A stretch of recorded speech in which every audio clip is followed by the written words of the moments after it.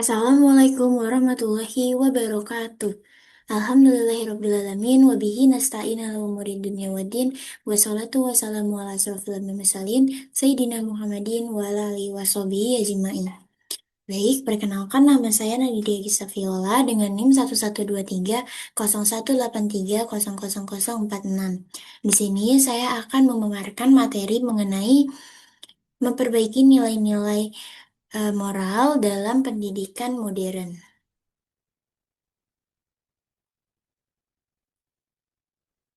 Ini ada krisis moral di era digital, yaitu sebuah manifesto diagnostik mengembalikan nilai kemanusiaan dalam pendidikan modern.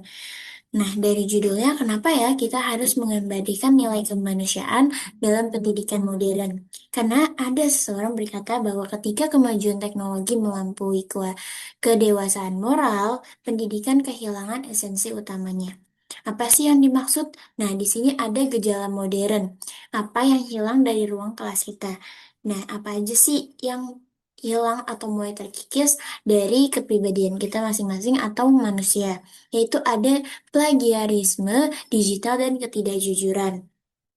Apa yang dimaksud? Yaitu penggunaan AI untuk mencari jalan pintas, mengutamakan hasil akhir daripada proses belajar, atau yang disebut dengan akademik dishonesty, di mana orang-orang itu lebih terfokus pada hasil belajar yang tinggi, yang bagus, yang memuaskan daripada proses belajarnya. Lalu yang kedua ada hilangnya rasa hilangnya rasa hormat, yaitu penurunan etika komunikasi terhadap guru dan orang tua, baik di dunia nyata maupun di ruang virtual. Sekarang kalau kita lihat banyak yang anak-anak mulai hilang rasa hormatnya. Kenapa? Karena komunikasi yang jarang dilakukan karena terlalu sering dengan dunia maya atau dunia sosial akan menurunkan etika komunikasi. Lalu selanjutnya ada cyberbullying dan ujaran kebencian, yaitu lemahnya kontrol diri dan empati sosial di media sosial memicu kekerasan verbal. Sekarang kita banyak melihat kan, kalau kita buka sebuah video, pasti setelah kita buka komennya, banyak yang melakukan cyberbullying atau ujaran kebencian. Karena dengan mudah, orang-orang itu mengetik apa yang mereka tidak suka, mengujarkan kebencian daripada mengujarkan kebaikan. Karena mudah berpikir bahwa ini kan cuma dunia sosial, namun dampak yang terjadi itu pada orang yang merasakan. Lalu ada individualisme dan apatis, yaitu rendahnya kepedulian sosial, gotong royong, dan tanggung jawab terhadap sesama atau krisis ukhuwah, di mana orang-orang tuh mulai abai dengan lingkungan sekitar dan fokus pada dirinya sendiri, baik dengan bermain handphone, media sosial, dan lain-lain, dan menghilangkan rasa kepedulian sosialnya, seperti ogah dalam gotong royong, terus ogah dalam bersosialisasi bersama, gitu. Serta pendidikan saat ini berhasil. Di sini sudah dijelaskan bahwa pendidikan saat ini tuh berhasil, pendidikan modern itu berhasil mencetak generasi cerdas, namun gagal melahirkan manusia yang beradab. Apa aja sih akar masalah dari hal-hal yang tadi kita sebutkan? Nah, di sini ada orientasi akademik, di mana sistem pendidikan modern mengukur kesuksesan semata-mata hanya pencapaian kognitif, baik dari hasil nilai rapot, hasil ujian, atau sertifikasi. Apa yang terjadi pada dampak pragmatismenya nih? Ada orientasi ini melahirkan budaya yang pragmatis. Peserta didik terdorong untuk meraih nilai tinggi dengan segala cara, mengesampingkan integritas dan kedalaman pemahaman. Jadi karena inginnya dapat nilai yang bagus, hasil yang sempurna, menghalalkan segala cara untuk mendapatkan itu tanpa mengetahui makna dari yang pembelajaran yang telah dikuasai itu. Lalu ada pengabaian karakter. Ketika indikator keberhasilan hanya berfokus pada kecerdasan intelektual, pembinaan karakter dan spiritualitas menjadi terpinggirkan. Nah, pendidikan ini beresiko menghasilkan individu yang cerdas secara intelektual namun lemah secara moral. Lalu selanjutnya, akar masalah yang kedua yaitu disrupsi digital dan Society 5.0. Yang pertama ada arus budaya asing, di mana globalisasi ini membawa gaya hidup materialisme atau materialistik, hedonisme, dan konsumerisme yang menggeser nilai-nilai lokal. Lalu ada budaya insan AI, yaitu kehadiran artificial intelligence mempercepat proses, namun menghilangkan esensi kerja keras, kesabaran, dan kemampuan berpikir kritis. Nah, ada dehumanisasi sosial, yaitu interaksi virtual yang mendominasi, mengurangi kedekatan pendekatan emosional, empati, dan kepekaan sosial di dunia nyata. Nah, tanpa pendampingan moral, teknologi digital dan AI tidak menjadi alat pembelajaran, namun menjadi ancaman bagi nilai kemanusiaan. Nah, matriksnya itu apa sih yang membedakan Indonesia dengan Jepang?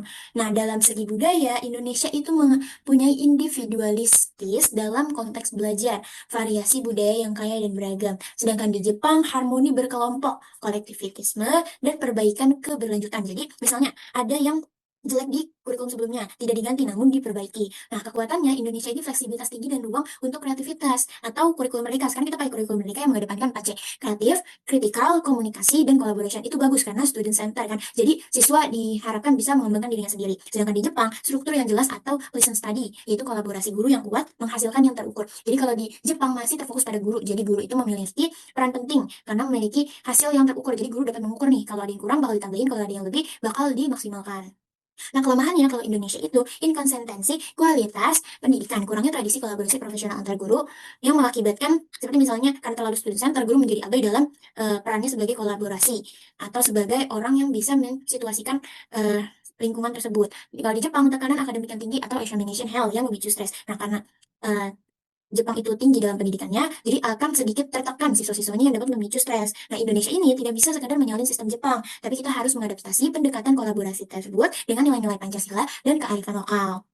Nah, ada filosofi yang mengucapkan bahwa back to the great ideas. Untuk melawan arus relativisme ini dan pragmatisme ini, di era modern, pendidikan harus kembali berpijak pada filsafat perennialisme. Pendidikan bukanlah sekadar transfer keterampilan teknis untuk kebutuhan pasar, melainkan proses pewarisan nilai-nilai kebenaran abadi yang telah teruji sepanjang sejarah manusia. Apa aja nih dalam the internal values-nya? Yang pertama yang penting itu ada kejujuran. Yang kedua ada keadilan. Yang ketiga kedisiplinan. Serta yang keempat ada kebijaksanaan. Nah, perennialisme ini menawarkan kompas moral di tengah derasnya perubahan sosial dan teknologi digital. Nah, dalam filsafat abadi dan pendidikan Islam ini memiliki taklim atau pengembangan intelektual yang disebut dengan rasional atau pengembangan intelektual yang rasional, ditambah dengan takbib yaitu pembentukan akhlak dan adab. Nah, lalu ditambah lagi dengan tarbiyah, pengembangan potensi utuh manusia. Yang apa hasil dari ketiga ini ketika digabungkan, yaitu menghasilkan insan kamil atau manusia paripurna. Nah, dalam perspektif Islam, ilmu pengetahuan yang disebut dengan rasionalitas dan nilai moral yang disebut dengan spiritualitas tidak berjalan terpisah. Ilmu tanpa akhlak kehilangan arah, sementara akhlak tanpa ilmu sulit berkembang optimal. Hal ini dikemukakan oleh pemikirannya Al-Ghazali. Nah, hikmah yang bisa kita ambil dari tantangan digital ini, yang pertama ada takziyatun nafs, yaitu penyucian jiwa, kemampuan mengendalikan diri, self-control, dan menahan amarah. Nah, ini untuk mencegah adanya cyberbullying, ujaran kebencian, dan provokasi emosional di media sosial. Serta ada ukhuwah Islamiyah atau persaudaraan, yaitu melahirkan kesadaran sosial dan empati, mengajarkan peserta didik untuk membangun budaya yang damai, inklusif, dan menghargai keragaman yang ada di ruang virtual maupun nyata. Hadis Tarbawi memposisikan adab sebagai fondasi utama sebelum menuntut ilmu.